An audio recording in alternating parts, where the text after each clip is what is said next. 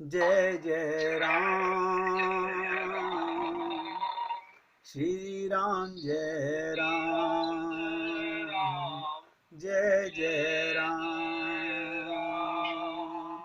श्री राम जय राम, जय जय राम, श्री राम जय राम, जय जय राम, श्री राम जय राम, जय जय राम, श्री राम जय राम, जय जय राम, श्री राम जय राम, जय जय राम, श्री राम जय राम, जय जय राम। अब सभी भक्त लोग बहुत ध्यान से सुनिएगा। अब आप सोचिए बार बार कि कहाँ हमारे अंदर कमी रह गई है। भगवान ने हमें मौका दिया, मानव देह दिया, और फिर भगवान की बड़ी कृपा हुई, हमें सत्संग मिलने लगा। हम लोगों को भगवत प्राप्ति के लिए भगवान ने संत महात्माओं का संग भी दिया, लेकिन इसके बावजूद भी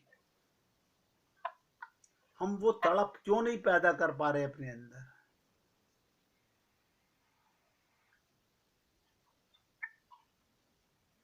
क्यों वो तड़प पैदा नहीं कर पा रहे कि इस देह में हरि मिला? क्यों नहीं हम अपने मन की वृत्ति को बदल पा रहे? तो हमारे को क्या करना है? रूप ध्यान करने की, अपने गुरु और भगवान का रूप ध्यान करने की आदत डालो। यानी चित्त में मन को उनके साथ लगाने की कोशिश करो, तभी तो गोपी का मन बनेगा। ये खाली भागवत सुन लेने से गोपी नहीं बन सकते। मन गोपी है, मन के विचार गोपियां हैं। मन भगवान कृष्ण का विचार करता है, वो गोपी है। शरीर गोपी कभी नहीं बन पाएगा। हम लोग क्या करते हैं? हम शरीर को गोपी बनाने में लगे हुए हैं। लोग क्या करते हैं? हमारे यहाँ भागवत हो रही है, आजकल तो मैं सुन रहा हूँ वृंदावन के अंदर कलश भी किराए पर मिलते हैं। अब 11,000 कलश लेके कोई निकलेगा तो 11,000 कलश कौन खरीदेगा? वो 11,000 कलश किराए पर मिल रहे हैं। साड़ियाँ किराए पर मिल रही हैं।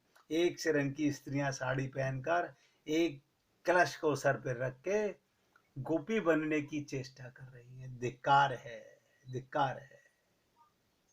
क्या भगवान को धोखा दे रहे हैं? नहीं नहीं, सिर्फ एक वीडियो बनवा करके कलश सर पे रख करके आप गोपी बन जाते हैं। अपने आप को किसे धोखा दे रहे हैं? आप सोचिएगा, ये धोखा जा कहाँ रहा है? आप कहेंगे सारे ही संसार ऐसा कर रहा है, तो सारा संसार कुएं में गिर रहा है तो हम भी कुएं में ही गिर रहे हैं।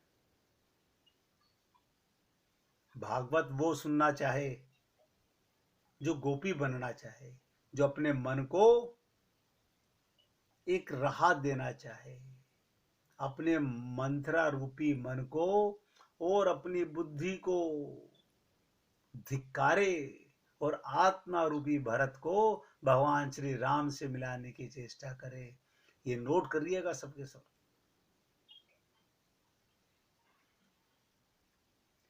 एक विद्वान सज्जन, एक महात्मा दूसरे महात्मा की आलोचना कर रहे थे कि उन्होंने अपने ग्रंथ में ये अशुद्धि की, ये अशुद्धि की, इत्यादि इत्यादि। बहुत लोगों की आदत होती है अशुद्धि निकालने की। तो महात्मा जी ने कहा, पंडित जी आप मेरी ओर देखिए और कागज पर कुछ लिखिए। पंडित जी ने 5 लाइन लिखते लिखते 10 अशुद्धियां कर दी। महात्मा जी ने कहा, पंडित जी तुम मेरी ओर देखते हुए एक लाइन भी शुद्ध नहीं लिख सके। सोचिएगा, फिर जो निरंतर ईश्वर की ओर देखता है वो शुद्ध कैसे लिखेगा? जिसका ध्यान भगवान में है, उसका चित्त में जो आ रहा है सब भगवान का है। गोपियां इन चीजों में नहीं पड़ी। अब सुन लीजिएगा, हम लोग संत महात्माओं की बातों पर भी क्या कहते हैं, आज संत महात्माओं ने बहुत अच्छा सत्संग किया, आज हमें बहुत कुछ सुनने को मिला, आज हमें अच्छा नहीं लगा। विज्ञान से समझ लीजिएगा, रेडियो स्वयं नहीं बोलता और ना स्वयं गाता है। रेडियो ना तो खुद बोलता है ना खुद गाता है। अन्य देश अन्य काल में वक्ता गाता या बोलता है और रेडियो उसे अभिव्यक्त करता है।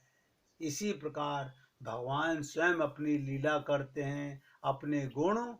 ये जितने भी संत महात्मा पृथ्वी पर होते हैं, भगवान की लीला है। भगवान अपने गुणों को महापुरुषों के हृदय में प्रवेश करता है।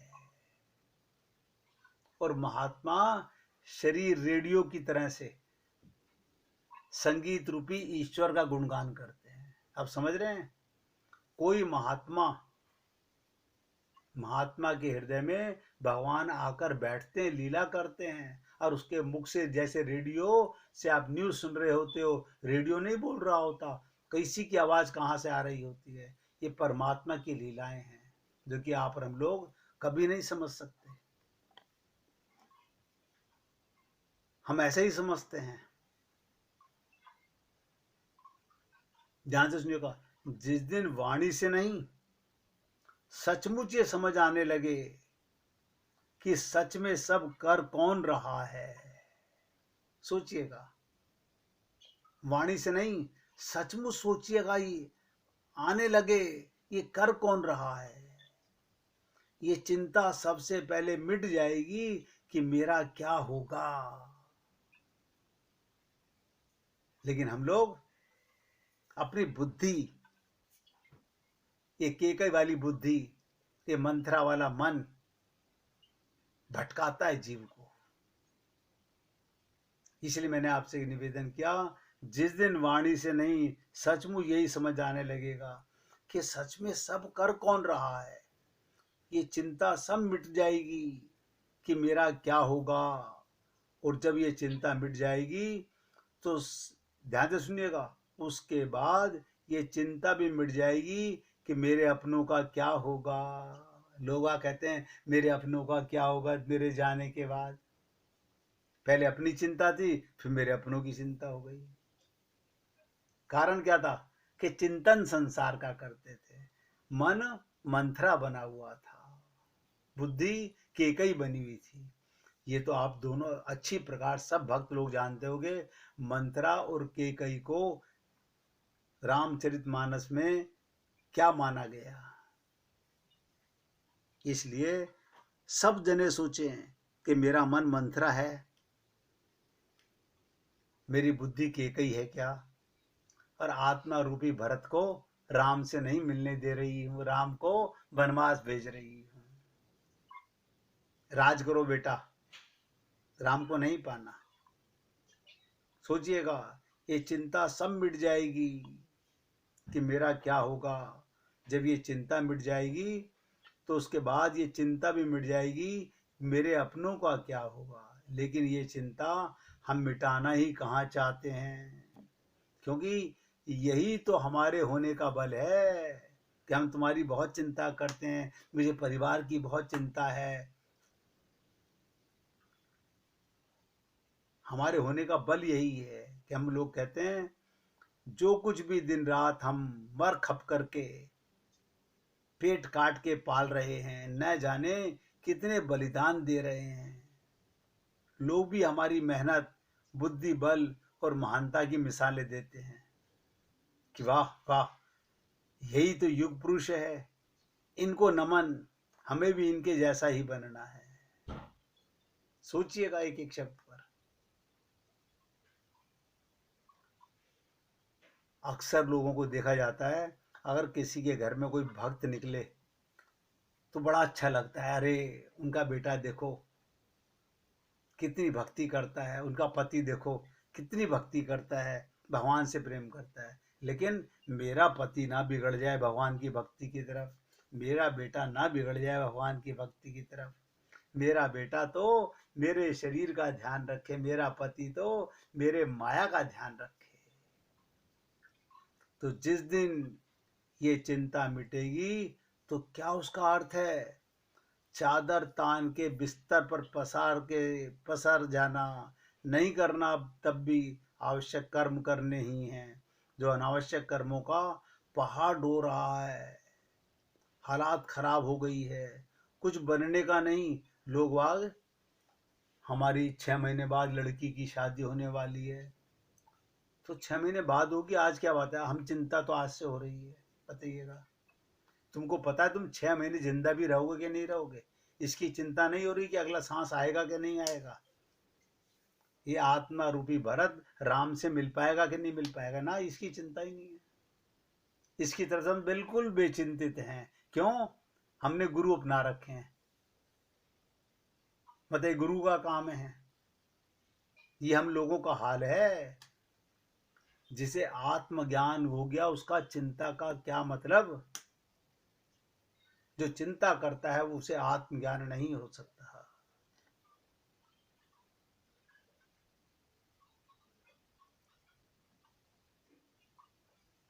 तो जिस दिन ये चिंता मिटेगी तो उसका अर्थ है चादर तान के सो जाना। जो अनावश्यक कर्मों का पहाड़ हम ढो रहे हैं, हालात खराब हो रही है कुछ बनने के लिए, किसी उपाधि से पहचाने जाने के लिए, बस अब तो सब यही करना है। यही लगेगा कि कितना दुख पाया, पहले की पता चल जाता तो आनंद से रहता। ये तो तब पता चलेगा जब शरीर जा रहा होगा और माया का पहाड़ सामने लगा होगा और बेटे पोते भी कहेंगे बैठने का हमारे पास समय नहीं है।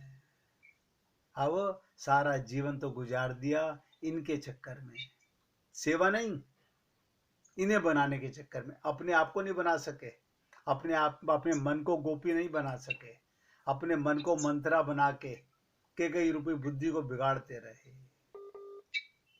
इसलिए मैं निवेदन करता हूं, आसक्ति में अंधे होकर नहीं बल्कि ईश्वर का निमित्त बनकर प्रेम के द्वारा पहले से बेहतर लालसा पालन हो सकेगा। पहले से अच्छा व्यवसाय, नौकरी, गृहस्थी चल। आप सोच के देखिएगा, जिसने भगवत प्राप्ति कर ली, क्या गोपियां काम नहीं करती थी? क्या उनका घर नहीं चलता था? नौकरी का, गृहस्थ का, धर्म का सब पालन संभव हो सकेगा। अर्जुन को पहले ज्ञान हुआ, ध्यान दीजिएगा। इसीलिए गीता वाली बात, पहले हमको गुरु लोग ज्ञान कराते हैं, आत्मज्ञान कराते हैं। इसी का भगवान श्री कृष्ण को अर्जुन ने गुरु माना, तो उन्होंने पहले उसे ज्ञान कराया, फिर समर्पण के द्वारा भक्ति हुई, फिर उसने समर्पण किया। अब हम लोग ज्ञान में ही पक्के नहीं है तो समर्पण क्या करेंगे?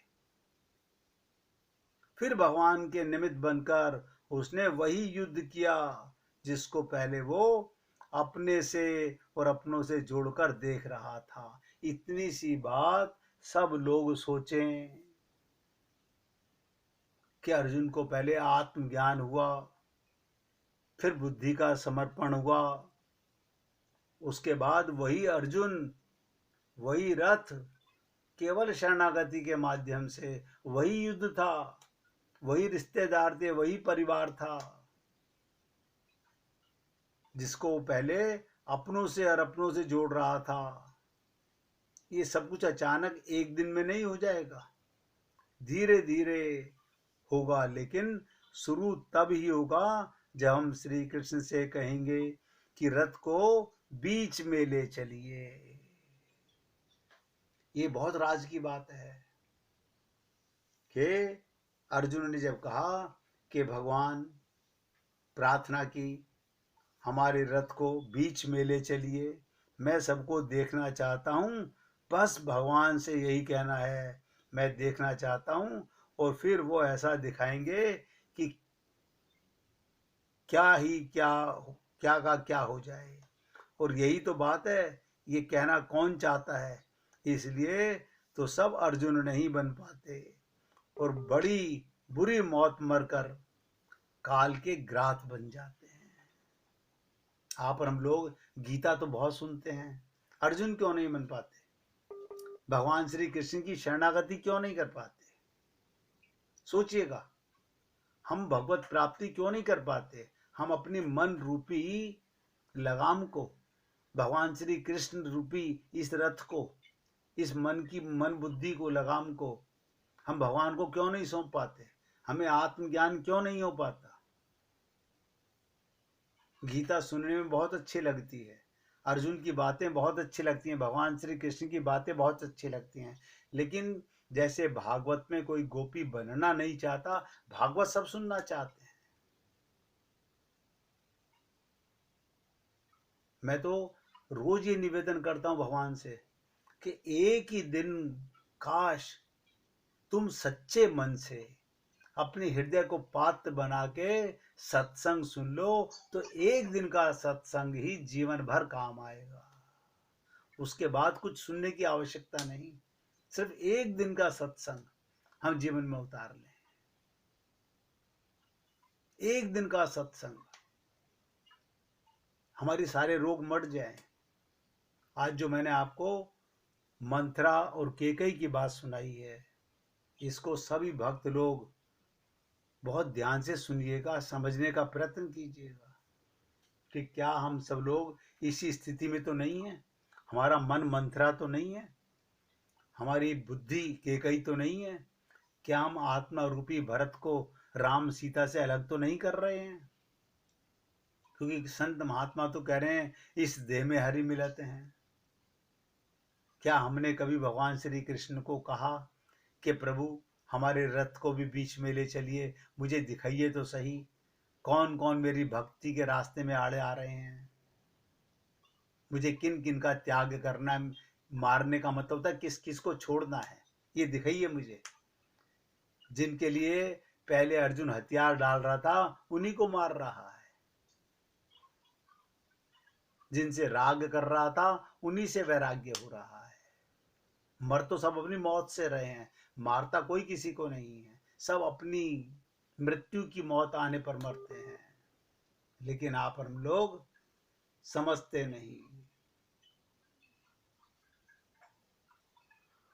और ध्यान से सुनिएगा, जब रेडियो स्टेशन पर पहले सब लोगों को ध्यान होगा ट्रांजिस्टर रेडियो होते थे, तो किसी स्टेशन से गाना सुनने के लिए रेडियो की सुई उसके मीटर पर लगानी पड़ती थी। सबको याद है ना, नोब को घुमा करके उस स्टेशन पे जाते थे, जरा विविध भारती लगाइए, ऑल इंडिया लगाइए।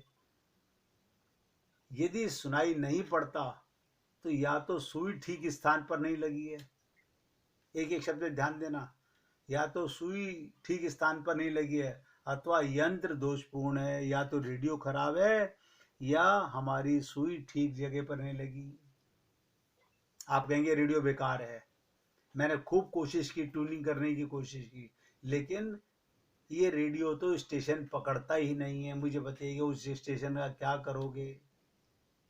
इसी प्रकार भगवान का चिंतन, भगवान का ध्यान, ध्यान दीजिएगा, जिस प्रकार रेडियो के अंदर ट्यूनिंग करके अपना स्टेशन लगाते हो, उसी प्रकार भगवान का चिंतन ध्यान यदि ठीक ठीक करना है तो अपने हृदय, ध्यान से सुनिएगा, अपने हृदय रूपी रेडियो की सुई ठीक स्थान पर लगानी चाहिए, ट्यूनिंग करनी पड़ेगी, उसमें से अभिमान राग द्वेष आदि त्रुटियों को मिटाना होगा, चित्त वृत्तियों का भगवताकार होगा, सुई ठीक स्थान पर लग जाएगी, लगाने से लगेगी, अपने आप किसी की नहीं लगती है। बहुत से लोग सोचते हैं हमने गुरु अपना लिए, अब हमारा काम तो अपने आप हो जाएगा। ना ना ना, करने से होने वाला है। डॉक्टर को दवाई नहीं खानी है, दवाई का सेवन हमें करना है, क्योंकि रोग हमें मिटाना है। इसलिए मैं आपसे निवेदन करता हूं, अगर भगवत प्राप्ति का मौका मिला है तो प्राप्ति में देरी क्या है, कारण क्या है? सोचिएगा इन बातों को, क्योंकि इन्हीं बातों से आपको मालूम पड़ेगा कि मैं कहाँ स्टैंड कर रहा हूँ।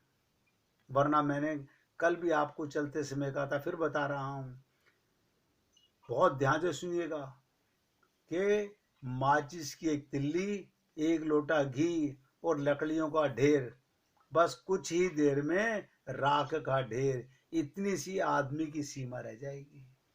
जिसे आप मैं करते रहते हो, ये एक दिन राख होने वाली है।